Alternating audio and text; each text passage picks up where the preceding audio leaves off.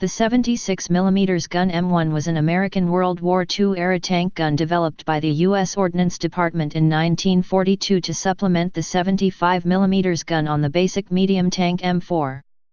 It was also used to arm the 76mm gun motor carriage M18 tank destroyer. Tested in early August 1942 and classified on August 17, 1942, it was not until August 1943 that the Ordnance Department developed a mounting for the M4 tank that the tank forces would accept. It was not accepted for combat until July 1944. In January 1943, the decision was made to mount the 76mm on the vehicle that would become the M18.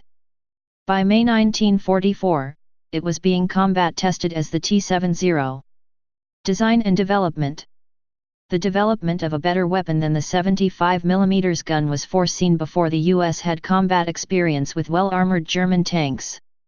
The original military specifications of September 11, 1941 for the M4 tank allowed for the mounting of numerous weapons including the 3-inch gun.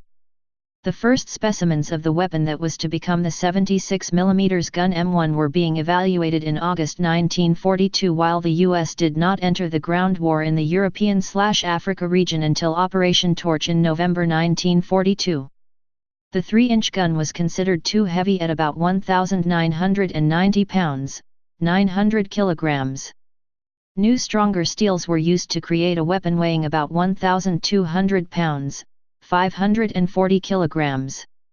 It was a new gun with a breech similar to that of the 75mm M3 gun but with a new tube, barrel and cartridge chamber, designed to accommodate a new cartridge.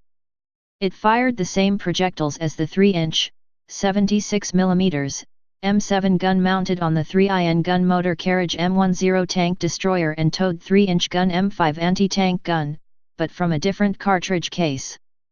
The 76mm designation was chosen to help keep the supply of ammunition from being confused between the two cannon. The 76mm also differed in that successive models received a muzzle brake and faster rifle twist. Aberdeen Proving Grounds began evaluations of the first test guns designated the T1 around August 1, 1942. The first test guns had a bore length of 57 calibers and when tested on an M4 Sherman tank, it was then found that the long barrel caused balance problems. Another T1 test gun was produced with the barrel shortened and a counterweight added to the breech to improve balance.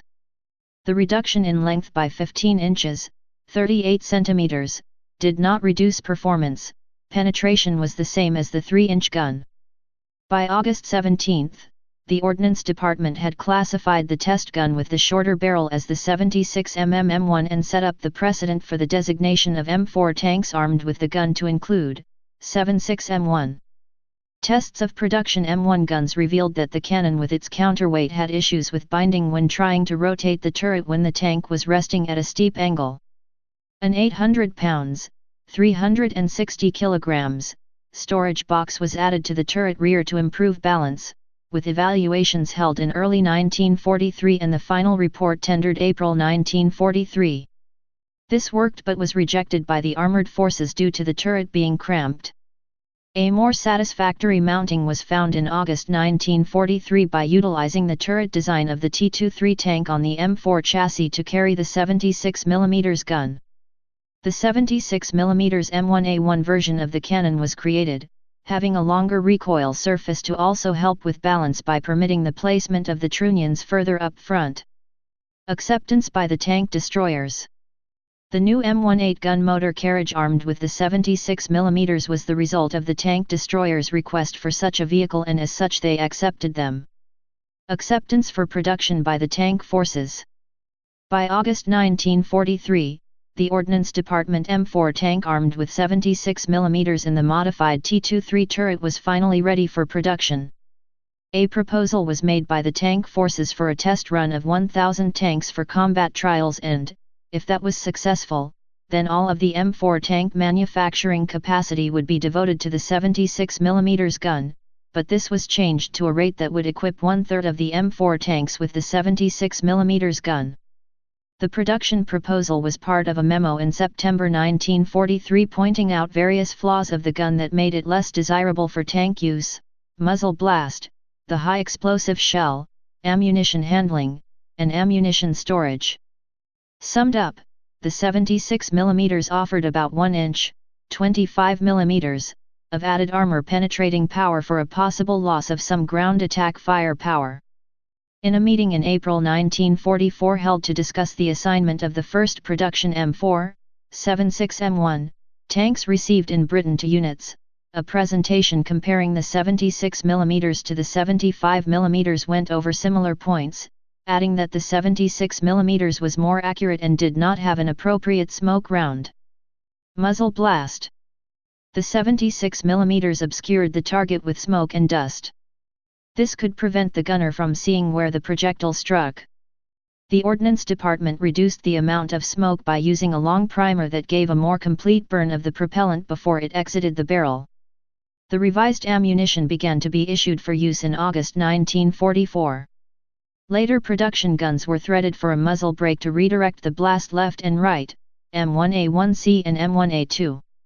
This was tested in January 1944. Authorized in February 1944 with production starting June 1944.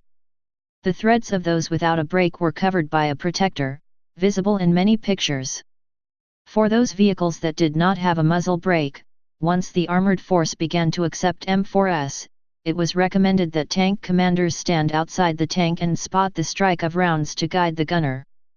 High explosive capacity.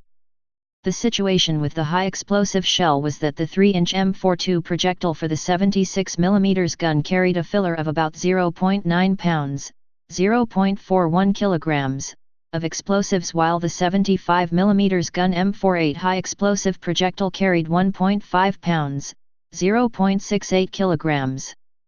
Far more high explosive ammunition was used by tankers than armor penetrating types, the ratio being about 70% He, 20% AP and 10% smoke overall. The ratio could vary by unit. From August 3 to December 31, 1944, the 13th Tank Battalion fired 55 rounds of M62 APCT armor-piercing versus 19,634 rounds of M42 high explosive. Smoke ammunition. The M88 smoke round for the 76 mm provided a curtain of smoke. The tankers found the 75 mm M64WP, white phosphorus, smoke projectile useful not only for providing smoke coverage but also attacking targets including enemy tanks.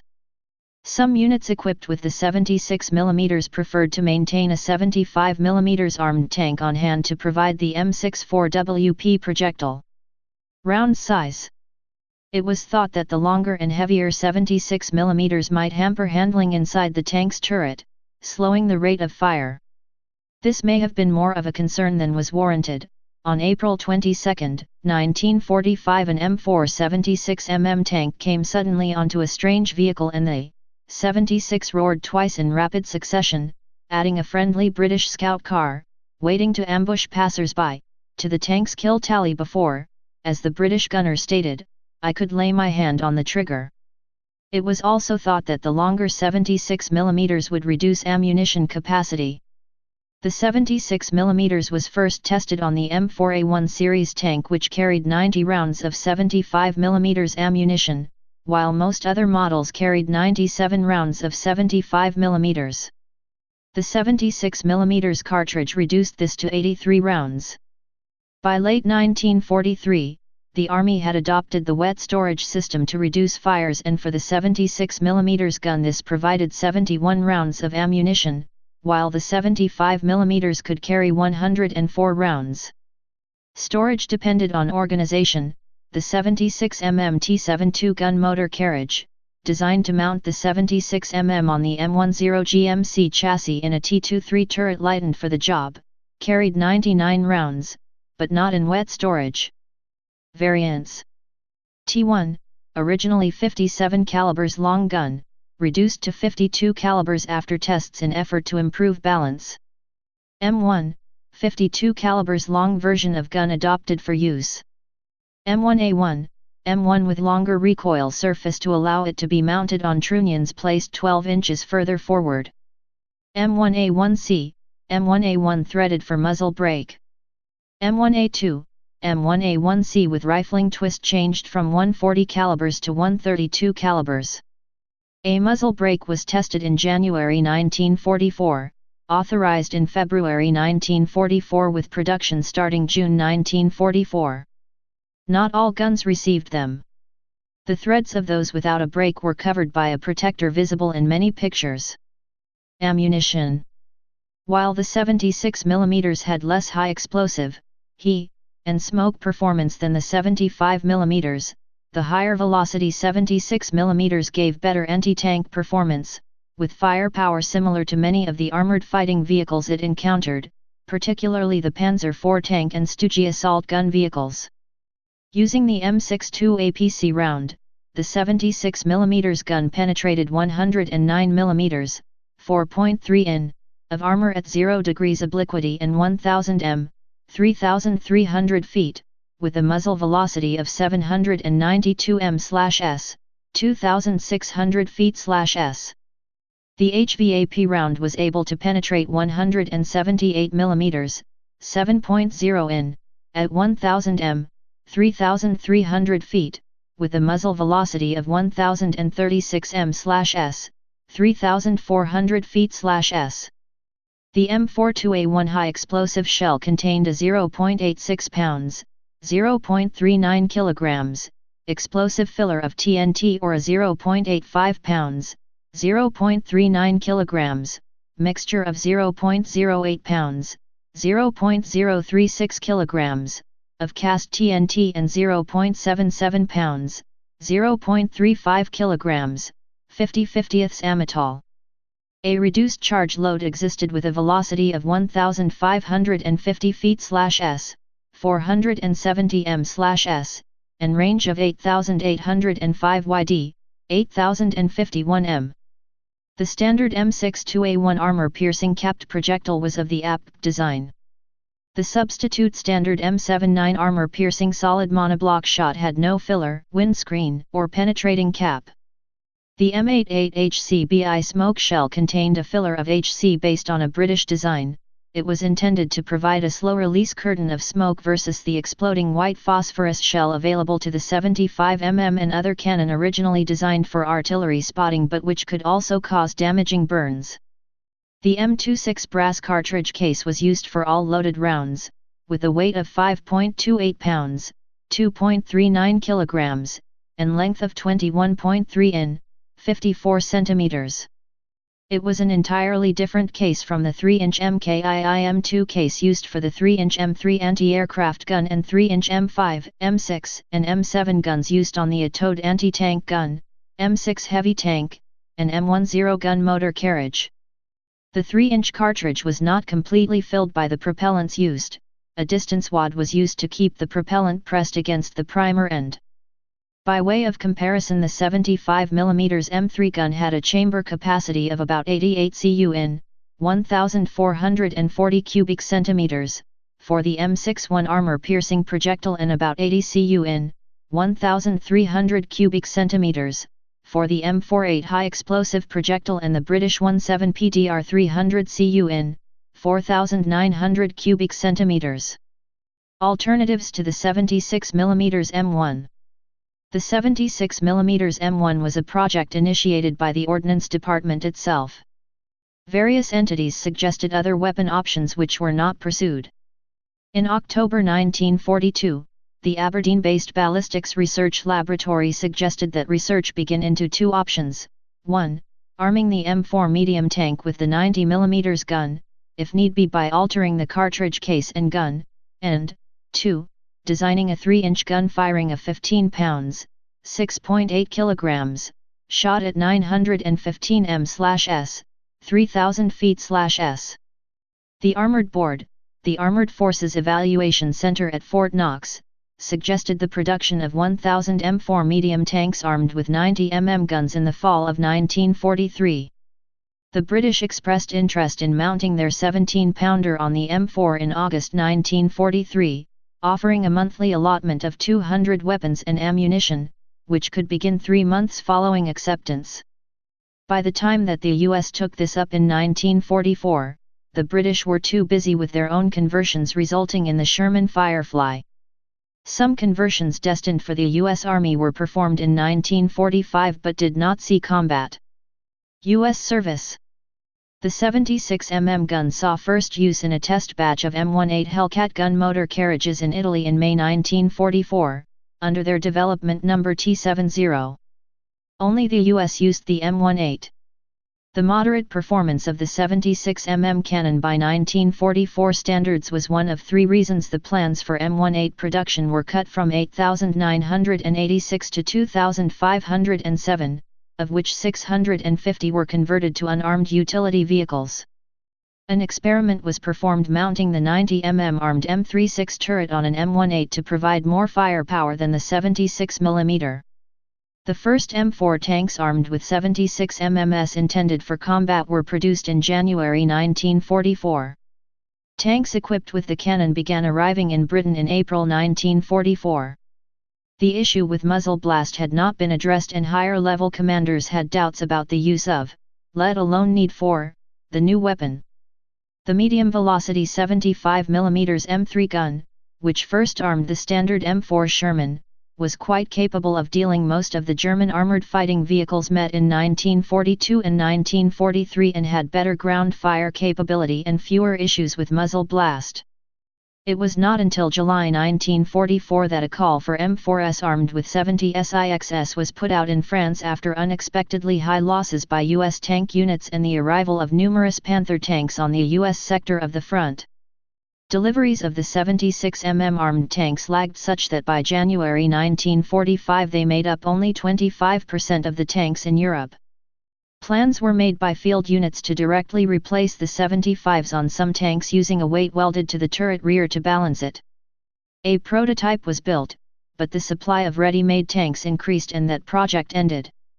The 75 mm armed M4 tanks were never completely replaced during the war, with some units in Europe still having about a 50-50 mix.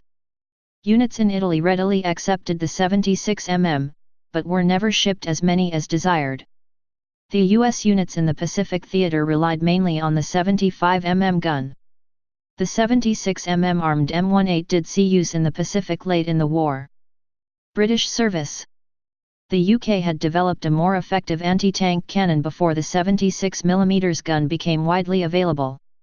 Although only slightly longer at 55 calibers, their Ordnance QF 17-pounder, 76.2 mm, anti-tank gun had a much larger 76.2 x 583 mmR cartridge case, which used about 5.5 pounds, 2.5 kilograms, more propellant. The anti-tank performance of the 76 mm was inferior to the British 17-pounder, more so if the latter was using APDS discarding sabot rounds, though with that ammunition the 17 PDR was less accurate than the 76 mm. The 17-pounder was also much larger and had a longer recoil than the 76 mm, which required a redesign of the turret and despite this, made the turret very cramped. The 17-pounder also had a less effective HE round. The 76 mm gunned Shermans supplied to the British were only used in Italy or by the Polish 1st Armoured Division in Northwest Europe. The British and Commonwealth units in Northwest Europe supported their 75 mm gunned Shermans with 17 PDR armed Sherman Fireflies. Russian service. The first 76 mm armed Shermans started to reach Red Army units in late summer 1944. In 1945, some units were standardized to depend mostly on them, transferring their T-34s to other units. Parts of the Polish First Army also briefly used M4A2, 76 mm, tanks, borrowed from the Red Army after heavy losses in the conquest of Danzig. Post-war service. Korea. By the end of 1950, more than 576 mm gun M4A3E8 tanks were in Korea. These 76 mm armed Shermans served well in the Korean War and, having better crew training and gun optics, had little problem piercing the armor of North Korean MAN T-34/85 tanks when firing HVAP rounds, which was amply supplied to units. Some 76 mm armed M4s and M18s were distributed around the world and used by other countries post-war. The 76 mm gun was sometimes replaced by a more powerful weapon. Middle East.